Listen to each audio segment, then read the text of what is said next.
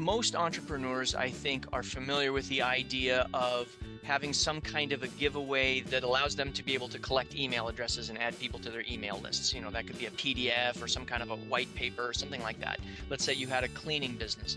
Maybe you're going to give them a short course on, 6 ways to make your kitchen spotless, something like that. And what you'd be doing is you're offering a small taste of whatever your product or service is for free. So the idea that the first taste is free, and then after that you've got the ability to sort of monetize because of the interest you've generated. Welcome to the Marketing Boost Solutions Podcast, the #1 source for proven solutions to all your marketing challenges. Today on the Marketing Boost Solutions Podcast, we're diving into the side of marketing most entrepreneurs completely overlook. We're talking about education. My guest, Christopher Dundy, is a Marine turned tech leader who spent over 18 years helping organizations turn training into a growth engine. As the CEO of Flagship LMS, Chris has built more than 1,000 customer e-learning courses and partnered with associations, unions, and companies around the world to launch full-service training platforms. Often, he's done it in under a week. So what really sets Chris apart, however, is his philosophy. His philosophy that training isn't an expense, it's an asset. He believes smart entrepreneurs can scale faster, build trust, and even sell more by using education as part of their marketing strategy. And that I'm all ears for. So whether you're training customers, affiliates, or employees, Chris shows you how the right LMS can transform your business from chaotic to consistent, from chasing sales to creating loyal advocates. We'll be unpacking how to design systems that help you scale, avoid the hidden traps of bad training vendors, and use automation, AI, to elevate the customer experience. So grab your notepad. This conversation is going to change the way you think about training, growth, and customer retention. So let's welcome Christopher Dundy, CEO of Flagship LMS, to the show. Thank you very much, Marco. It's really nice to be here. I appreciate your time. Thank you, Chris, and I'm really excited about this conversation as it's a topic that I'm all ears for. I want to learn more myself on how I might use training, because we do a lot of that, even with the purpose of this podcast, is to train our community of business owners how to be more successful, how to grow their business, how to get more leads, how to close more sales with the use of incentives that we provide with Marketing Boost and without. So tell me, Chris, first question I have for you is, you've got one heck of a unique background from a Marine infantry officer to CEO of global LMS company, keep fumbling over that, learning management system company. How did that transition happen? What lessons from the military still shape the way you lead and build systems today? Great question. So I spent 12 years in the military, and when I got out in 2002, I really wasn't sure what I was going to do for the rest of my life. And I decided to take a year and go overseas and just teach English, relax a little bit. I went back to Korea, where I had been, we'd done some training with the Korean military when I was in the Marine Corps, and I really enjoyed the country. And so I went back there, and 1 year turned into another 14 and a half overseas. So Korea, Japan, the Philippines, Saudi Arabia, Lebanon, all these countries I worked and lived and worked in. And at first it was just teaching in the classroom until about 2007. And 2007 was when I got introduced to a learning management system. And a learning management system, for those who don't know, is just a platform that allows you to put your training in a variety of different formats in one location, and then you can bring users from around the world, if you need to, into this single system, and they can take your training in in the same environment. So there are no headaches with people having different computer systems, or different types of operating systems, that kind of thing. You can even these days have them take their training on their telephones. And I thought it was an absolute game changer, something that I really enjoyed. I thought that it gave brand new life to the teaching world. It allowed teachers to do things like reverse their classroom or flip their classroom, which means that the students are doing the classwork at home and the homework in class. And that was a game changer as far as I could tell with the students that I had. So all of that kind of led me to starting my own company about 8 years ago, Flagship Learning Management Systems (LMS), and we've been going great gangbusters ever since. Super. Yeah, I've been out of the education world for a few years. If you're haven't been in school in quite some time. If you're watching on YouTube or Rumble, you'll see I'm no spring chicken here. So, but that is interesting. That flip you just described, how they do the homework in the classroom and do their studies at home or what have you. Is Oh, that yeah? Tell me a little bit more about that, just out of so curiosity.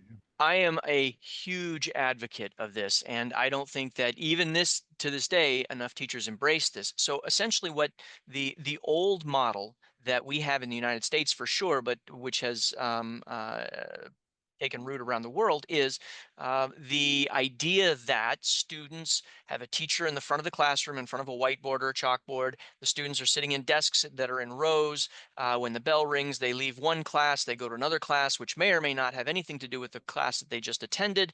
The teacher may or may not know what they've just learned in that previous class. And so the education is really disjointed and it goes throughout the day. And that model came to us in the United States by Horace Mann, which he got it from Prussia. And the Prussians created this educational model for purpose of creating two types of people: factory workers and soldiers. And they needed a very regimented system where everybody knew their place, and they needed them to be able to respond to the bells and the whistles of the factory and to move on, and et cetera, et cetera.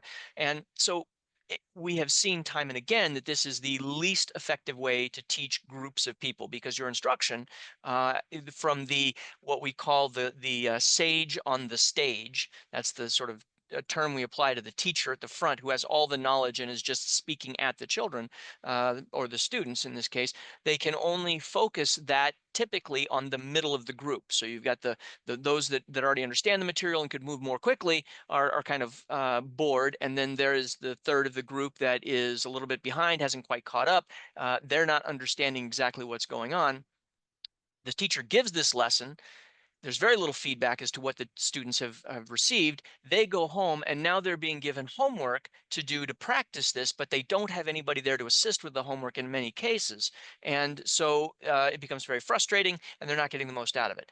The reverse is a better system. We call it flipping the classroom. And the idea here is that the students go home, they sit down and watch a short video that's been created by the instructor on whatever that topic is. And the instructor can get rid of all the fluff and the rabbit holes that they go down and the distractions, and just focus on whatever it is that the students are supposed to be able to do.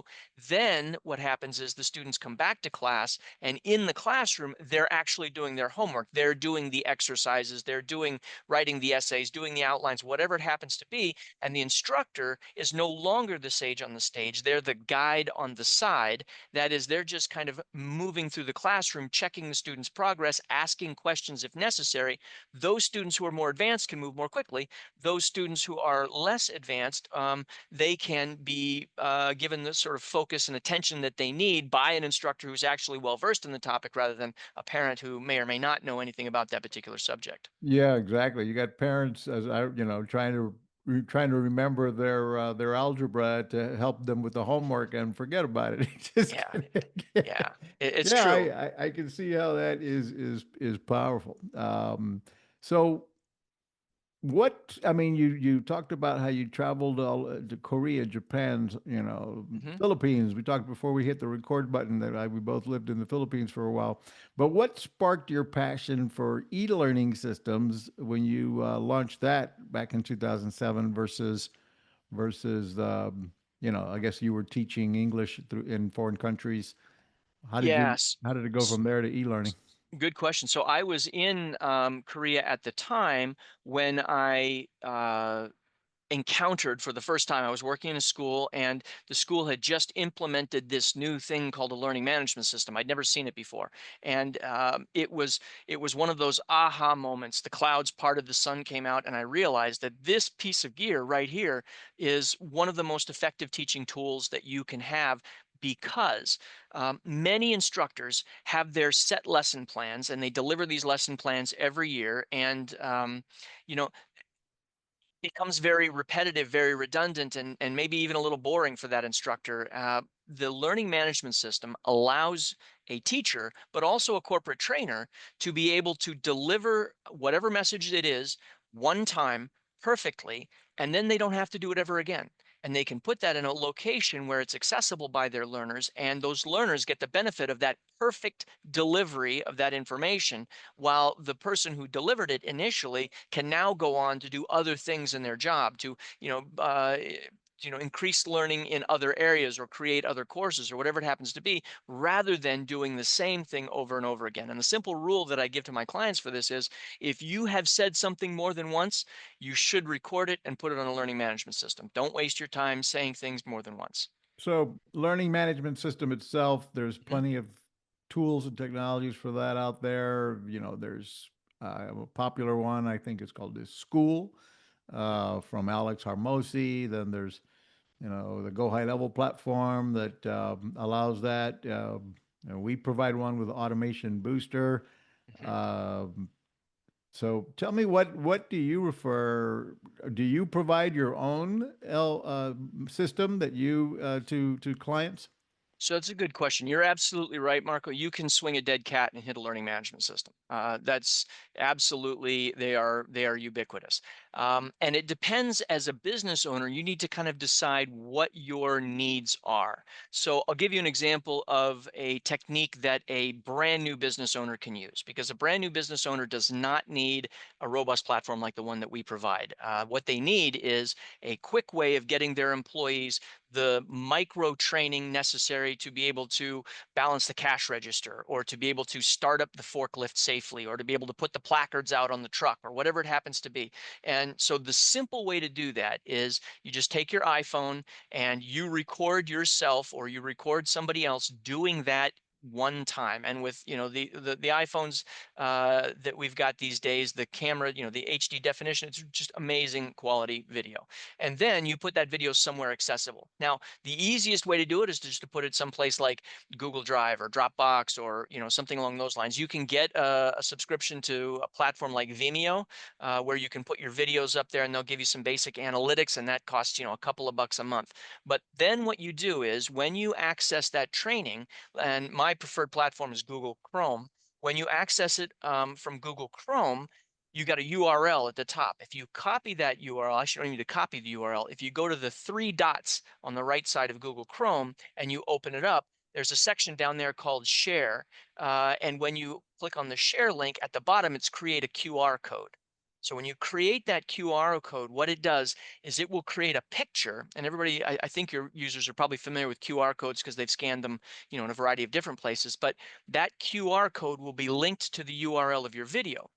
What you do with that picture then is you print it out, you laminate it, and you can put it next to whatever it is that you want the user to get their micro training on. So you place it next to the cash register. If the user doesn't know how to close out the cash register at the end of the day, they take their phone, they click the QR code, they watch the 2-minute video. Now they know how to do it. Or they have it on the dashboard of their truck, and when they click the QR code and watch the 2-minute video, now they know what they need to do when they're refueling, what checks, what steps and inspections they need to conduct um, on their trucks. And we do that with our trucking companies. We do that. We have a client who does childcare, and so they have QR codes next to their baby changing stations for things that they need to know when they're changing the infants. You can use it for absolutely anything. It costs you absolutely nothing, and I think it is a great way to get micro training to your users at the precise moment when they need it. Boy, that's pretty smart. I certainly love the QR code concepts and ways to use them and solicit reviews and referrals and what Mhm. have you. And So speaking of that, we've got a whole lot more stuff for Christopher, more questions to keep this conversation going. I'm really digging it, Christopher. Thanks. So we'll be right back. Don't go away. It's time to wow, surprise, and impress your clients with the most powerful customer draw card available anywhere. The Marketing Boost Solutions Show is brought to you by Marketing Boost, where you can get valuable travel and restaurant incentives to drive your leads from prospects to paying customers. Now you can offer complimentary hotel stays in over 130 destinations worldwide. Go to marketingboostsolutions.com and try it for free right now. You just heard from marketingboost.com, our main sponsor, of course. If you haven't heard of us or don't know what Marketing Boost is all about, hey, we provide you with powerful rewards, perks, and incentives with high perceived value for your customers. Complimentary hotel stays from 3 to 7 night stays in 180 destinations around the world, hotel savings cards, restaurant savings vouchers that you can, and we show you and teach you, talking about education, we provide you with training on a complete masterclass, as a matter of fact, included in the platform, where we show you how to implement campaigns that help you launch and generate referrals, generate reviews, how to use these incentives to get people on your webinars and show up for training classes of your own, or showing up for sales Zoom calls, etc.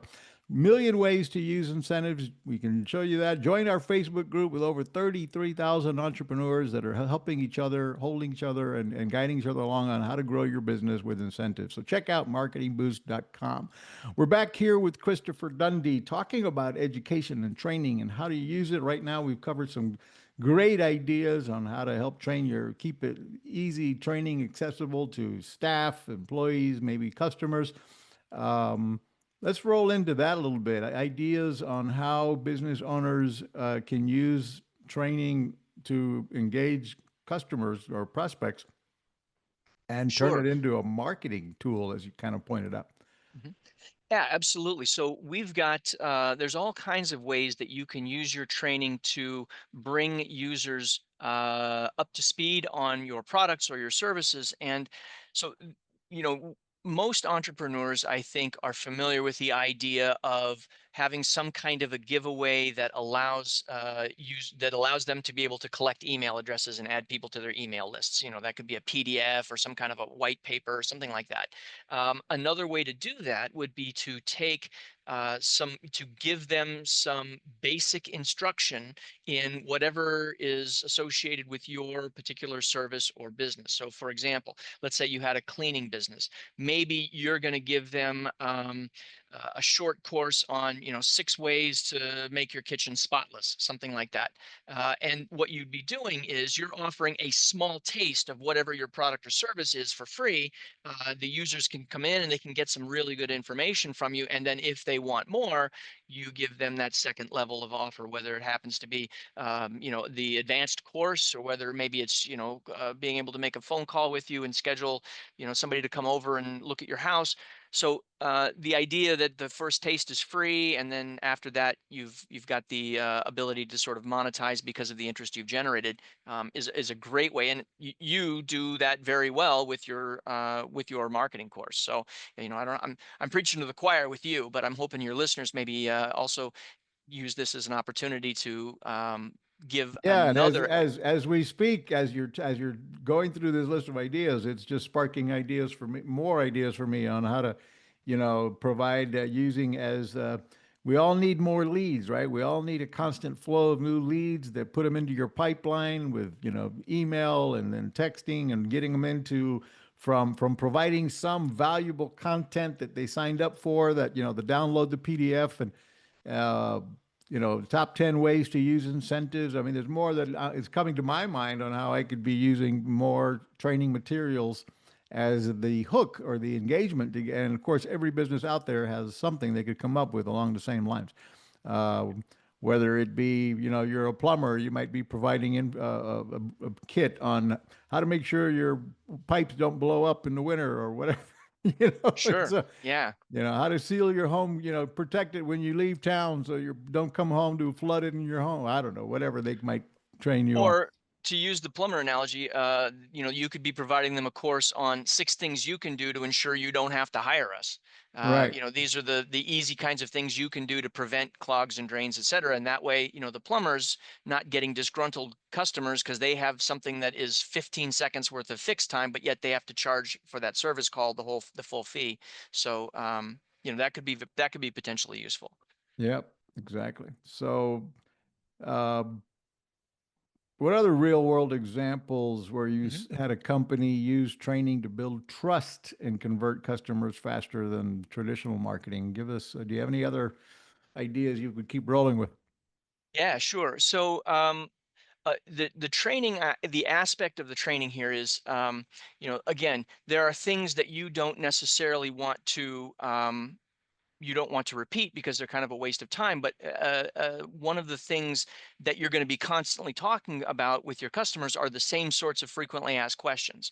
And so you could certainly put an FAQ list on your website, but another way to engage your customers is if you're creating just a short series of videos that actually answer those questions, you're getting a bit more engagement because you have the CEO, for example, of the company who's answering these on video. And the idea is that if you are able to see the person, that's a little bit stronger way of developing that rapport than just looking at a list of FAQs and reading the answers. And so that could potentially be one way that you could do it. So in your FAQ page, you could say, what is your pricing structure? Well, this is our pricing structure, but for more information, click this link and hear from our CEO. And then they would do that same sort of thing. And that is effectively training because you are teaching your customers, your clients, more information about your particular business or service. The same thing goes for your individual employees. If you have employees who are interested in how ways that they can advance in their company. A lot of times the pathway from the time that you're hired to the 3 or 4 year mark is not particularly clear, and you don't know by the 3 year mark if there are lateral moves you can make, or how do you get into middle management. What other jobs could you have in the organization? And so some easy free videos there would allow your internal staff to be able to say, okay, now I can see a path forward in this particular organization, and you can reduce churn that way. Yeah, Does that no, help? yeah, it's Okay. great ideas there. Folks, we'll be right back. We've got more great questions for Christopher. Don't go away. We'll be right back. Is your business on autopilot yet? Do you have automation in place to capture, nurture, and convert prospects into clients via email, SMS, ringless voicemails, appointment setting? Get all the inbound and outbound marketing tools in one place. Go to marketingboostsolutions.com for more on automating your business so you can make money while you sleep. You just heard from Automation Booster. We've been providing Automation Booster as honestly an upsell from Marketing Boost. What is it exactly? Do you have a CRM system? We built this just mostly for Marketing Boost members to give you a platform to be able to do all your inbound and outbound marketing from Automation Booster, meaning we provide you with a platform for emails deliveries, SMS delivery, ringless voicemail, your funnel builder with over 100 templates for nearly every industry out there, giving you examples of how to use Marketing Boost incentives on your sales landing pages and how to cover the disclosures of these incentives, etc. So it's all there for you. It's actually, we give you a free version with an annual plan of Marketing Boost. And otherwise, you can check out Automation Booster. I've been an internet marketer since 1996. I've never seen a platform so robust for all your inbound and outbound marketing tools for as affordable as we offer automationbooster.com. Go check that out. We're back here with Christopher Dundy. We're talking about training and education and how to use it for your business, for your employees, for your prospects and customers, and how to build trust using the platform as well. I just like the idea a minute ago you gave with it was a great idea, turning your FAQs into an opportunity for your CEO or you, the brand, to review all those FAQs, and your clients, prospects, customers are hearing from the owner or CEO, and again, you're building trust. And not everybody's going to watch all of them, but two or three videos they watched of you, or even one, there's suddenly a relationship there. They feel there's a relationship with the owner of the company as they're deciding to do business with you and move forward and so on. I like that. Um, what's one of the biggest mistakes you see entrepreneurs make when trying to create online courses or training for their teams and clients? Yeah, that's I do see a lot of it. There's really two big mistakes, I think. The first big mistake is trying to be perfect, trying to get everything exactly right. And there are two types of training really that you're kind of focused on. The first type is that you are trying to impart some kind of skill or change in your employees so that they can do their jobs more efficiently. And those you can pick up an iPhone, as I mentioned before, and you can film whatever that process or procedure is. You can do it quickly, you can get it up online, and you can make it available to those employees so that they can immediately start implementing that information in their job and make their jobs easier. You don't need to have some elaborate camera setup and lights, and you don't need to have some robust editing, and um, you certainly don't need what I see with a lot of PowerPoint presentations where you've got things flying in and spinning around, and you don't need all those effects. You need somebody who can very quickly put that information, online, and then get your users into it. And so that's kind of the first real problem that I see. The second problem that I see is people who are creating the training that is important to them rather than important to their employees or their customers or whoever the target audience is. And I see this a lot when you have management who says, okay, we really need a training about this. And a particular example is eluding me off the top of my head because I try and tune them out. But where I'm going with this is um, you're not asking the people at the point of the spear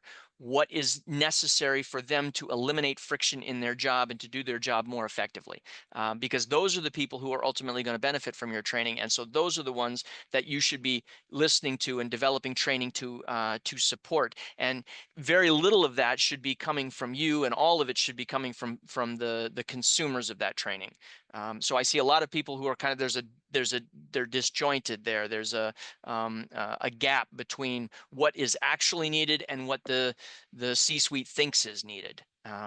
And so, your employees can't get you to whatever your 5-year goal is unless they have the ability to do their job smoothly and efficiently every single day. And they're the only ones who know what it takes to do that by and large. So, Right.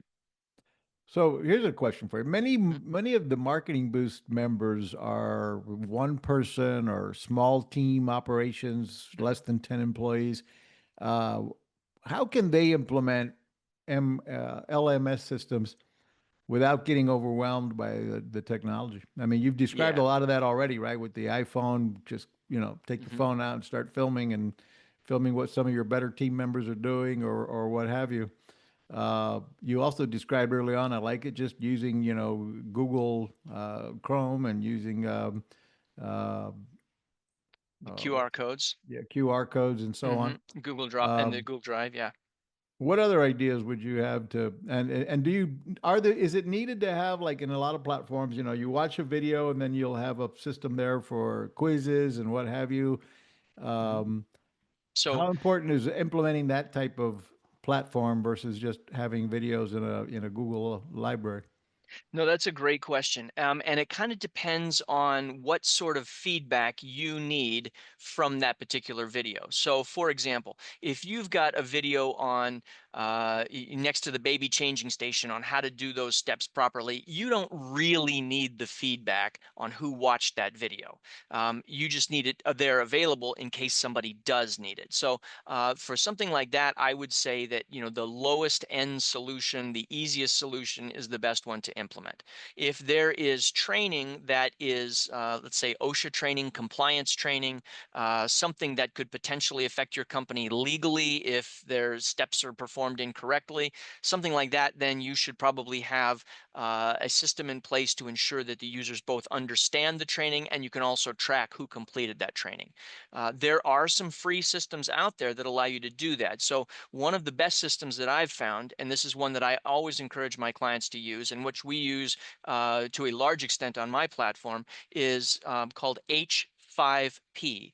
And it's if you just Google h5p.com, it will bring up this free open source platform. This open source platform gives you, there must have 50 different activities on there that allow you to do. To be able to track and to be able to figure out what your users have taken away from that particular piece of training. And one of the advantages, one of the activities is called interactive video. So what you would do is you would take either the video itself and you would upload it. And by the way, you're just creating a free account on h5p.com. But what you would do is you would upload your video, or you would put a link from wherever that video is, Vimeo, YouTube, whatever it happens to be, and you would put it in the activity. What that does then is, let's say it's a 5-minute video. At the 2-minute mark, you can have the video stop and it will pop up a question, and the user has to answer some kind of a comprehension question about the material they've just covered. And it won't go any further until they've answered that question. And then maybe if you were filming a webinar and the user misspoke, at the 3-minute mark, there'll be a pop-up with a clarification. I said X, I meant to say Y, something like that. But what this does is it allows you to give an interactive element to the video that a user could otherwise just play and go get a cup of coffee.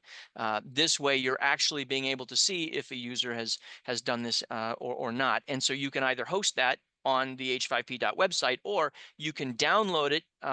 You can download an embed code, just like you would for a YouTube video, and you can embed that in your website, or you can embed that in your intranet, something like that, so that the user clicks on it and now they're taking that training, even though it's actually on the H5P platform. You can also download the package itself, and you can actually upload it to your WordPress site, etc. It's HTML5, which means it's platform agnostic. You can use it on any browser. You don't need any special software to be able to look at it. It's completely free and available for the average user. It's a wonderful piece of gear, and I do encourage you to take a look at all those 50 activities, because some are more focused at younger learners, but there are a lot that are really good for adults as well.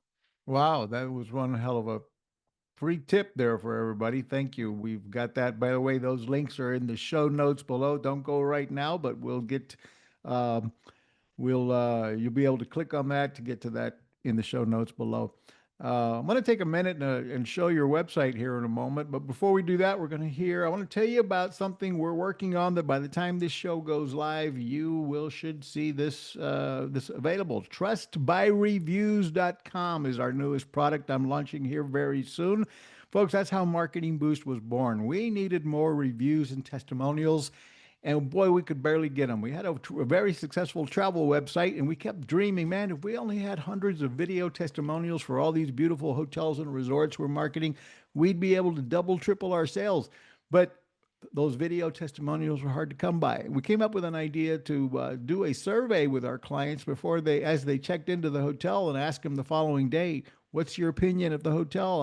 Are we living up to your expectations? What do you think? Give us a star rating of 1 to 5.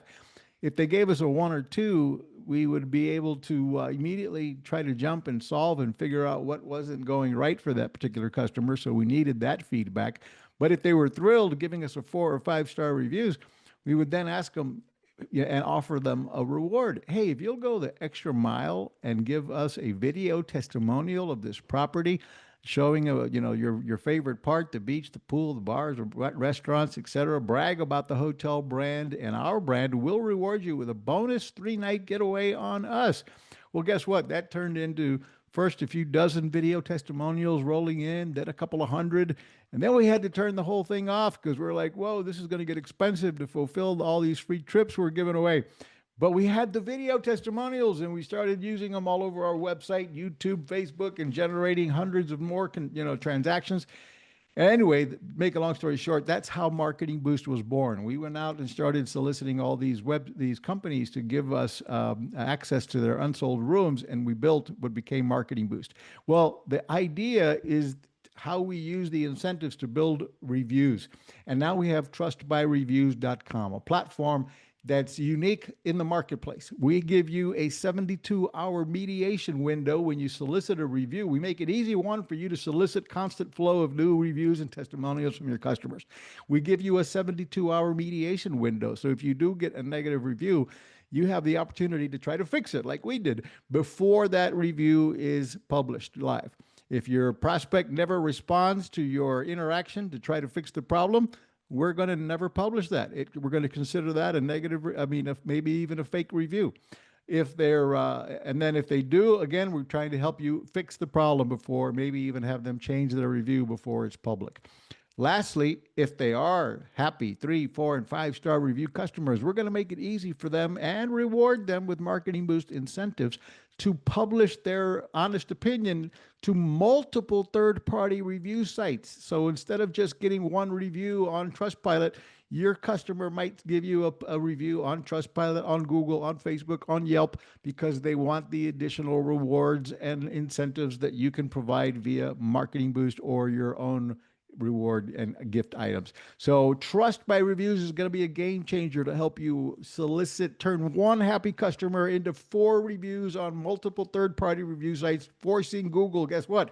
When someone searches for your brand and you've got reviews on 3 and 4 different third-party review sites, you are going to get noticed. So trustbyreviews.com is a game changer. It's coming soon. Stay tuned. Okay, we're back with Christopher Dundy here, and we're talking about education and about your products and tools and how to your customers, your employees, your vendors. Um, how is AI now changing that world of education, Christopher? Yeah, so that's huge. Now, it's important to understand that we are not at the point, and I don't know that we ever will be at the point where an artificial intelligence instructor takes the place of a real instructor. But what AI does allow is the more rapid creation of your e-learning. So, for example, in my particular company, we are a full service LMS provider. So we do the hosting, we do the administration, we do the course building, and one of the things that we've got is a 54-step checklist whenever we build a course for a client. And we start by talking with your subject matter experts, and we will walk you through the process of how we build that course. And so what we have found out is that a course which would normally take us 4 weeks to build, we can now put out in under a week, because artificial intelligence is being used to generate content, to be used to generate questions and assessments, and to be able to put all of your information into a format which is nice and clean and easy for your users to consume. What we use the subject matter experts for is to proof that material and ensure that it's all accurate. But it is the rapid ability to put those courses out allows clients to be able to create not just 1 or 2 courses, but we can do 11 or 12 courses per month, and that very quickly gives you a robust training package, which you otherwise would not be able to have given the old system without artificial intelligence. Wow.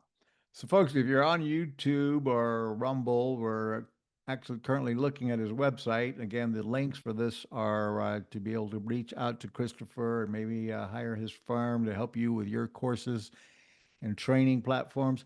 Flagship LM. I have dyslexia, so I keep wanting to flip around the MLS versus LMS, Learning Management System. Flagship LMS.com. Tell us about your site here. You offer a Mhm. free consultation. Is there any other free resources in here to help people get some ideas on There some? is, yeah. So the free consultation is the most important thing, and I do mean that 100%. I want to talk with you about your training, even if you don't have a need for our particular services at this time. It's still really educational for me to see what other people are doing with their training, and I'm happy to give as much free advice as I possibly can to assist your size company, whatever that happens to be, small, medium, large. At the bottom of the page there, we have a Which page you want me to go to? Homepage? the homepage, yes, I'm sorry. And if you Yeah. go all the way to the bottom there, you will be able to, there is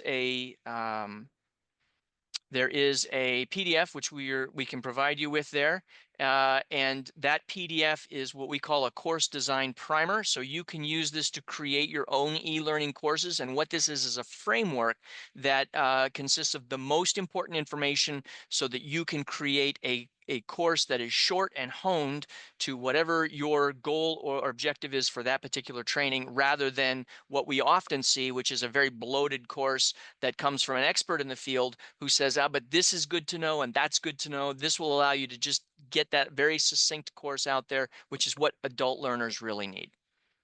Cool. By the way, I think might be an error on that page when I clicked on it. It came up with an error page, but I will get uh, that one fixed, most yeah, Ricky Tick.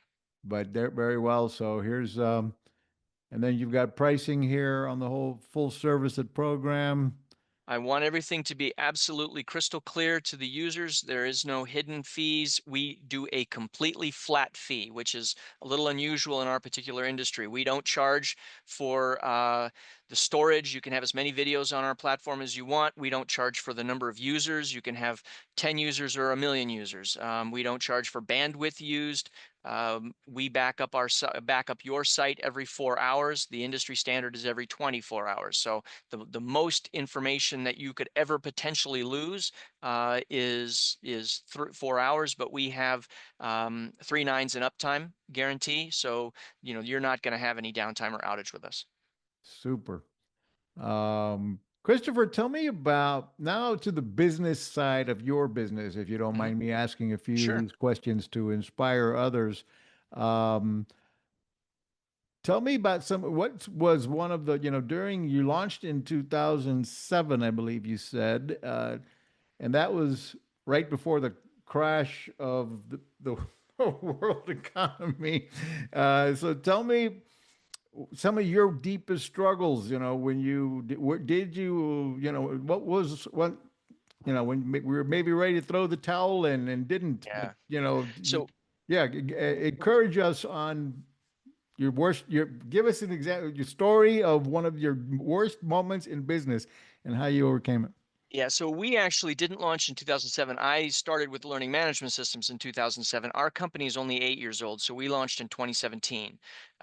But and world crises are unfortunately really good for us. COVID was amazing for our company because so many people were now at home and they couldn't have that kind of training, and so companies were immediately looking for learning management systems. It was a terrible time for the world, but it was unfortunately a very good time for us. So. Um, the the worst thing so the thing that was really hard for me is there's not an entrepreneurial bone in my body or in my family tree.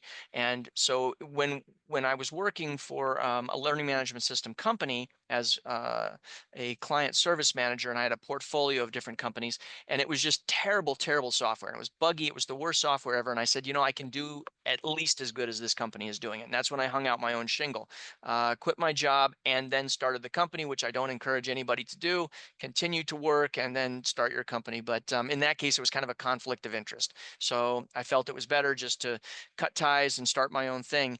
And it is a scary thing to go from having a steady paycheck, to having no income at all. And so the way we compensated, which was a mistake, was we did any kind of learning management system work that needed to be done on any platform. So we worked with Cornerstone On Demand and D2L Brightspace and Canvas and all of these different platforms. And we were kind of jacks of all trade and masters of none. And so consequently, I had to have people on staff who were experts in one particular platform. But if they were not being utilized because we had no customers in that particular platform, it was a drain financially for us. And honestly, it took me a couple of years before I finally figured out, hey, we just can't do this anymore. And so we had to specialize in one particular platform. But what that meant was having to tell clients who were paying customers, we're no longer going to be able to accept your check. We're now going to just focus on this one single platform, which you don't particularly use. And I'll tell you, that was scary and it was painful to turn down business as a small business owner when every paycheck counts to keep the lights on. And it was really difficult to do that. But ultimately, that was better for us because we can specialize in the one platform that we like and we do well, and everybody can be pulling on the same oar, and the employees that we do have are all utilized every single day because we're just focused on that single platform. But it was an incredibly difficult decision for us to be able to do that and to implement that. And so if you can start off by specializing, do it. I recommend it highly. Yeah, they say riches are in the niches. So focus on who you serve best early on is always probably a good idea. A Mhm. lot of us try to think turning out, well, what I offer is good for anybody and everybody. And so you want to believe that, but it's not, It's not true. It's it's not not true. exactly. There is Uh, can I plug one other book here? I don't get any financial, remuneration for this, but, the book that I think is most valuable for all entrepreneurs, especially for the smallest entrepreneurs is, and the startups is, a book called, The Checklist Manifesto, and it's by, an author, I'm gonna mangle his name here, Atul Gawande, Gawande, and this is a required read because, he developed this idea that a simple checklist will streamline all of your processes and will allow you to deliver the same product again and again and again in a consistent manner, which is something that your employees or that your customers are really looking for. His methodology took place in an surgical operating room. And his checklists were something simple, like, for example, count the number of sponges before the operation, count the number of sponges after the operation. The numbers should match. And if they don't, there's a problem. But just this simple checklist implemented allowed them to avoid dozens and dozens of post-surgical complications because those things happen when your employees are tired, when they're under stress, they forget steps. And we learned that as a company ourselves. You know, early on, we had people just kind of updating sites the way they thought they were going to be updated or migrating information the way that they did it before. And it wasn't until we started streamlining our process that everybody was able to actually deliver the quality of service that we wanted consistently. And that was also a game changer for us. So this book is a must read, in my opinion. cool. Thank you for sharing that. We'll also put that in the show notes. Uh, Christopher, again, in the idea of inspiring others with your success story here since 2017, which is, by the way, Marketing Boost, same thing, 8 years. We launched Marketing Boost in 2017 after being in the travel business since 2010. So but anyway, there's been successes. Christopher, I want to hear what else can you tell us about, like how you said you quit your job and you jumped, you burned the bridges behind you, you launched the business. How did you finance that? Was it just all Yeah. from savings, or did you Yeah. did It you was, yeah, it have was some ugly. capital? No, it was really ugly. Initially, it was all from personal savings. We completely bootstrapped the whole thing. It wasn't until probably I think maybe it was at about the 18-month mark. The 18-month mark, we actually did have to go to our credit union and the one we were banking with and get a line of credit from them. And that line of credit was for $20,000 because at that point we were projecting a cash shortfall. So for us, our business is very cyclical. There is no e-learning that's going over the holiday season, for example. Nobody wants to take e-learning or create e-learning during Thanksgiving and Christmas and New Year's. And there's a little slough, a little drop off in the summertime when people are on vacations. So our revenue kind of goes up and down as the year progresses. And we at that point we didn't have the revenue necessary to be able to make it through on our own. We had to take out that line of credit, and that was also a really scary point because up until that point we were debt free. Once we got that, that was kind of a nice little cushion for us, and it took a lot of stress off of me because there was a lot of sleepless nights there when I'm wondering how I'm going to make payroll. But every entrepreneur's been there, every small business owner's been there. It's just kind of the bumps and bruises that you're gonna take from playing the game. That's why I ask you, Christopher, just to because those stories you've had them, I've had them. Every entrepreneur, if you want to be an entrepreneur, there's I would call them just that, right? Wannabes. Are you willing to commit to being in business? It's a serious commitment of investment of time and money and risk. And that's why in America, risk takers are rewarded. You become a millionaire, you become a billionaire. Folks, I honestly believe billionaires have obviously earned every bit of that. I don't believe in the tax the rich to until they're drained completely, right? Why? Because the risk takers took gambles, big gambles, to employ a bunch of people and so forth and create jobs and create opportunities. So honor those people. Don't, you know, and hopefully you want to be one of those people, right? That's why you're listening to this show. You're no, you're You want to right. be, yeah. Go You're ahead. absolutely right. But it is a stressful one. And I will say that if you can be happy with collecting a paycheck from somebody else, do it, because you're going to have a lot more free time. You're going to be actually better off in the long run. It is, my hair was not white before I started the company. Um, it was One going that direction, but it wasn't completely white. Right. One thing you said early, multiple times that I appreciate, you referred to we here, we that, we were, struggling, we were this. Who was we? And who is we? Is that, especially at the beginning, who was Mhm. part of your support team? How did you build a team? So we in the very beginning was me and one developer, and that developer, she was amazing, and she has gone on since to do other things and had an amazing career. But she was the sole reason why we are here today, because I did not have the back end technical knowledge to be able to do the things that needed to happen in order to run this company.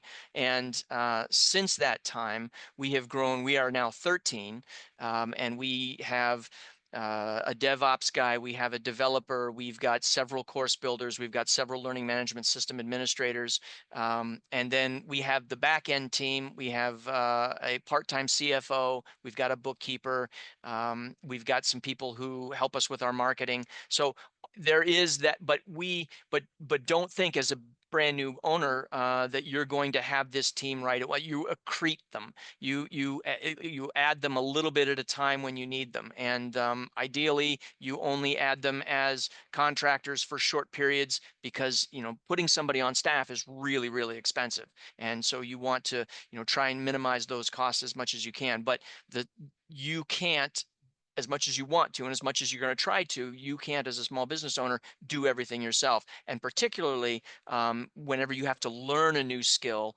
or learn a new piece of software, it takes a lot of time and effort, and there's a lot of pain and stress associated with it, and you're going to make mistakes. It's better and easier to just suck it up and hire somebody who can do that professionally for you and get it done in a short amount of time. As painful as that's going to be on the finances, it's still in the long run going to make your life a lot easier and let you focus on those things that you do well, which are in your circle of confidence, which is competence, which are those things directly associated with your business. I'm not a bookkeeper. I can do it. I don't want to do it. Somebody else can do it much more quickly than I can. Same thing with giving me advice on what my cash flow looks like, and how I can best cut corners when those times are going to be lean, etc. Don't try and do it yourself. I learned that the hard way, but early on I didn't have a whole lot of choice because we didn't have the financial resources that we've got now. Christopher, that's exactly what I preach quite often. I think too many solopreneurs have the mentality of kind of being a kind of a control freak. I can do it, or no one's going to do it as good as I can, or I'm going to try to do it all. I'm going to trying to do the bookkeeping, trying to do the marketing yourself, trying to take sales your calls yourself, trying to, do the development of your website yourself. It's just like you can't. You're wasting, valuable time, and you got to look at it. What are you worth? If you consider yourself worth $100 an hour, $500 an hour, $1,000 an hour, where is it you want to be? What is your value of your time? Put a dollar amount on it, and if the job you're working on, if the product something within your business you're working on isn't worth $100 an hour, $200 an hour, $500 an hour, whatever it is your value is, if it's not worth that, then that means you should be hiring somebody else to do that role. And it also means you're like you just said, you're not the expert at everything. Don't try to be. Hire people around you. And in today's world, it's never been easier to do that. With Fiverr and so many other platforms, to find contractors around the world that can do it for very affordably, to help you build your website, help you launch your campaigns, help you set up your marketing on LinkedIn, help you, whatever, hire experts at a particular product or program to help you, and it can be done, temporary roles too. It doesn't even have to be full-time contractor. So Yeah, and I argue that's the best way to do it. Hire just for the particular position or for the particular project, excuse me, and not for the position. yeah. You hit it right on. Good job. Folks, well, Christopher, you've been really helpful. A lot of great content here. We could probably spend another 2 hours talking. You've given me an hour. I appreciate it. For those of you listening, I really want to thank you for taking the time to listen to us here, and hopefully we brought you some value today. If you like the content we brought you, please give us some comments, ask any questions. Christopher or I will get back to you. Like, share, and subscribe to the show. If you thought this was valuable, grab the link and share it with a friend or another entrepreneur who might benefit from all of this knowledge here that Christopher gave us. Any last words of wisdom, Christopher? Anything you want to tell people how to contact you? Any particular special offer? Anything you want to say? No, well, I just appreciate the time to talk about what I love to your audience. And if your audience members have any questions at all, anything at all about e-learning, about learning management systems, again, flagshiplms.com, that button in the right corner, it's entirely free. There is no sales pitch on that call. All I want to do is kind of get to know you, get to know your situation, and see if there's possibly some way that I can, make your life a little easier. One last question that just Mhm. popped into my mind is, which is always great for all of us young entrepreneurs and even older entrepreneurs like me, we're still at it. How do you, or what venue of marketing has been the best for you to find prospects for your business? We actually get the majority of our clients from word of mouth, believe it or not. A learning management system is a very complicated piece of software to implement. And once you do implement that, it's very difficult to change once you've kind of had a year or two's worth of data on that platform. And so, as a result, we have a lot of long-term clients. People sign contracts with us for 3 years, for 5 years, et cetera. So I like to think that we deliver a very white glove type of service. And so as a result, those people talk to other friends that they've got in the industry. And that is predominantly how we get our clientele. Cool. Well, folks, that's certainly worth growing towards, right? Being able to grow your business based on word of mouth and referrals. Does podcasting bring in a few clients for you here and there? We are brand new to podcasting, actually. This is something that we are experimenting with now. We appreciate the opportunity to talk with you, but we have not been at this long enough to have seen any kind of a return yet. So I'm more interested in just kind of getting the message out there about training and how people can do it better and more efficiently. Because I truly believe that training is what's going to move the needle for your company in terms of achieving your long-term goals and objectives. Your people are the most important asset. Everybody says that, it becomes cliche, but it really is very true. And training is not a cost center. People think when times get hard, the first thing that they want to cut the budget on is training, and that's exactly the last place you should cut it, because it's your employees that are going to get you through the hard times. And the better off that they are, the more effective your company is going to be. So that's kind of my evangelical push right now. And we'll see if it yields something, but if it doesn't, I think the message is still worth getting out there. Well, welcome to the podcasting world. I think you did great. You sounded like an old pro, like you've already done several hundred interviews. But I will say this for every listeners out there: I did about 200 podcasts on third party before I even got into launching my own show. I got started. My goal was to be interviewed on hundreds of shows, other people's shows, to tell the story about Marketing Boost, and that is part of the SEO, right? Your people search your name, your brand, whatever. They're going to start seeing whether you get immediate business from this or not, Christopher, as you do get interviewed on multiple shows. Like if you look for, Captain Marco or Marketing Boost, a Marco with Marketing Boost, my name and videos come up all over the place from past interviews. And that's part of my credibility, right? So same for you. It's going to help you build that you are the expert in your field. When people look you up, thinking about who's Christopher Dundy, who is your business brand, they're going to see all these videos popping up, interviews that you've done, and it just adds more to your being the expert. So, Excellent. Thank you which for that. always can help. And my advice to anybody else out there is consider that. Consider putting together. If you're an expert enough at something, then put yourself out there to start being interviewed on third-party podcasts.